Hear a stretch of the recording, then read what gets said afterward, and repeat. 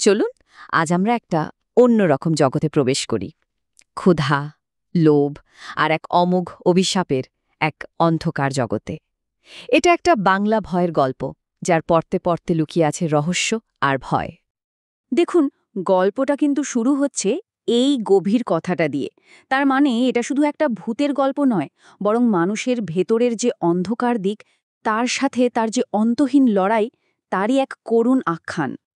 আর এই পুরো গল্পের কেন্দ্রবিন্দু হল এই বাড়িটা, মল্লিকপাড়ার কুখ্যাত রায় ম্যানশন। দেখেই বোঝা যাচ্ছে এক জরাজীর্ণ, অন্ধকার আর রহস্যে ঘেরা এক জায়গা। কে জানে কত গোপন কথা আর অভিশাপ এর দেয়ালে কান পাতলে শোনা যাবে। তো এই বাড়িতেই পা রাখতে চলেছে আমাদের গল্পের মূল চরিত্র মালতী। পরিস্থিতি এমন যে সে মরিয়া হয়ে একটা চাকরির প্রস্তাব নেয়, কিন্তু সে তখনও জানে না এই চাকরিটাই তার জীবনকে চিরদিনের জন্য এক অন্ধকার পথে ঠেলে দিতে চলেছে। কাজটা শুনলে মনে হবে খুবই সাধারণ, এক বৃদ্ধার দেখাশোনা করা, মাসে ৬,০০০ টাকা মাইনে। কিন্তু এর সাথে জুড়ে দেওয়া হয়েছিল একটা অদ্ভুত শর্ত।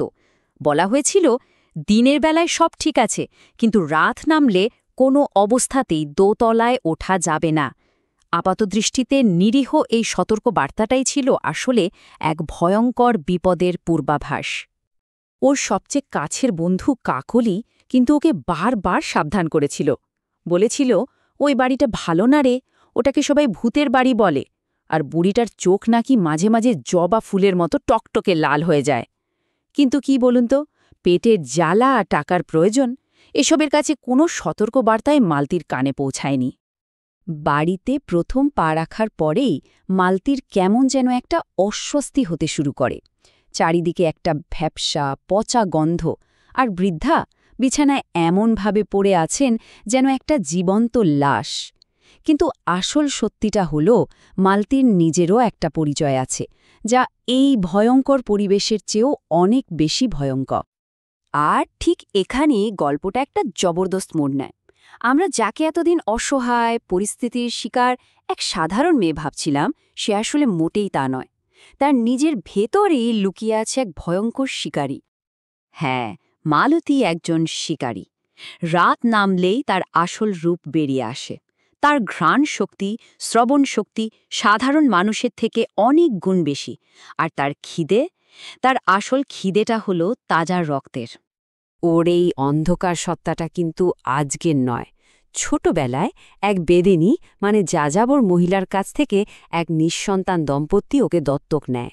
কিন্তু ওর ভেতরের পশুটা দিন দিন বড় হতে থাকে। প্রথমে ছোটখাটো প্রাণী, তারপর মানুষের রক্ত, আর শেষে যে বাবা মা ওকে আশ্রয় দিয়েছিল তাদেরই একজনকে সে খুন করে বসে। সুতরাং ওই বাড়িতে ওর আসার উদ্দেশ্যটা জলের মতো পরিষ্কার। বৃদ্ধাকে শিকার করে নিজের তৃষ্ণা মেটানো, আর তারপর ঘরে যা কিছু দামি জিনিস পাওয়া যায় সব নিয়ে চম্পট দেওয়া। একেবারে পাকা পরিকল্পনা। কিন্তু সেই রাতেই এমন এক সত্য মালতীর সামনে আসতে চলেছিল, যা ওর পুরো পৃথিবীটাকেই নাড়িয়ে দেবে। শিকার শেষ। ঠিক তখনই ওর হাতে আসে একটা পুরনো চিঠি। শিকার সফল হয়েছে। মালতী নিজের কাজে একরকম বিজয়ী বলা চলে। কিন্তু তখনই পাশের টেবিলে রাখা একটা পুরনো হলদে হয়ে যাওয়া কাগজের দিকে ওর চোখ যায়।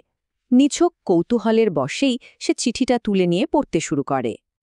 চিঠিতে লেখা ছিল রায় পরিবারের এক প্রাচীন অভিশাপের কথা। বহু বছর আগে এই বংশের এক পূর্বপুরুষ এক কাপালিকের জিনিস চুরি করায় সেই কাপালিক গোটা বংশকে অভিশাপ দেয়। অভিশাপটা হল, এক ভয়ঙ্কর ছায়াসত্তা, এক চণ্ডাল এই বংশের রক্তের ওপর প্রতিশোধ নেবে। চিঠির পরের অংশটা পড়ার সাথে সাথে মালতীর শির দ্বারা দিয়ে যেন একটা ঠান্ডা স্রোত বয়ে যায়। অভিশাপ অনুযায়ী এই বংশের সন্তানরা হয় খুব দুর্বল হয়ে জন্মাবে, না হলে ঠিক মালতীর মতোই এক দানবীয় রূপ নিয়ে জন্মাবে। চিঠিতে লেখা ছিল, লেখকের এক ছোট বোন জন্মেছিল, যার মুখে লুকানো ছিল দুটো পাশবিক দাঁত। আর এই লাইনটা পড়ার সাথে সাথেই যেন সবকিছু পরিষ্কার হয়ে যায়। মালতীর পায়ের তলার মাটি সরে যায়।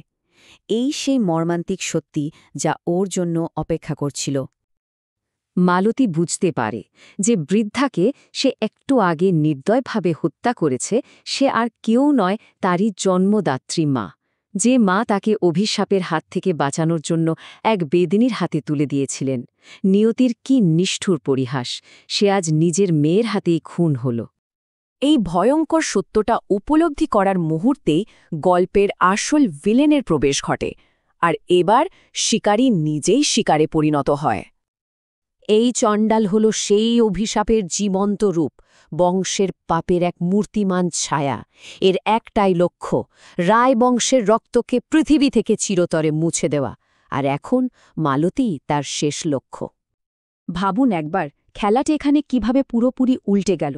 যে মালতী এতক্ষণ ধরে ছিল অপ্রতিরোধ্য শিকারী, সে এখন নিজেই পরিণত হয়েছে এক অসহায় শিকারে। তার প্রতিপক্ষ এক অশরীরী ছায়া। এরপর শুরু হয় এক অসম লড়াই, বাঁচার লড়াই। মালতী প্রাণপণে পালানোর চেষ্টা করে, কিন্তু চণ্ডাল তার পথ আটকায়। একেবারে ছাদে গিয়ে তাদের মধ্যে একটা ধস্তাধস্তি হয়, যেখানে মালতী মরিয়া হয়ে নিজের শেষ অস্ত্র, তার দাঁত ব্যবহার করে। কিন্তু শেষ রক্ষা হয় না, চণ্ডালকে ছাদ থেকে নিচে ফেলে দেয়।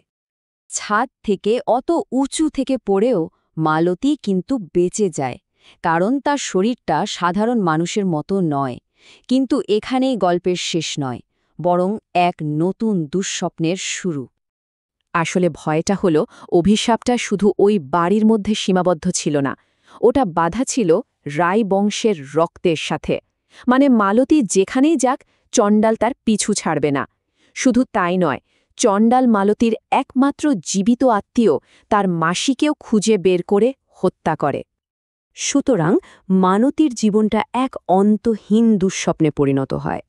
একদিকে তাকে নিজের রক্তের তৃষ্ণা মেটাতে স্বীকার করতে হবে, আর অন্যদিকে সেই অভিশাপের হাত থেকে বাঁচতে পালিয়ে বেড়াতে হবে।